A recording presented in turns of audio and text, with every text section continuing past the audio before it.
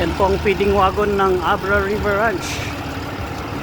Tingnan natin kung anong nangyayari sa loob. Ay, patay. Mataas.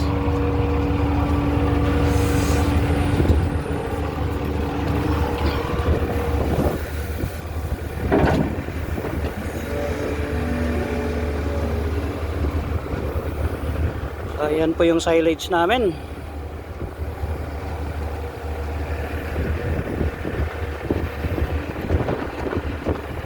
Ayan po yung mga bunker.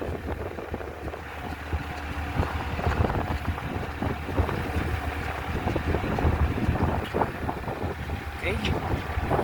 Baba na po tayo at lalakad na yung feeding wagon natin. Ayan po yung operator. Yan po yung capacity natin, 22 cubic.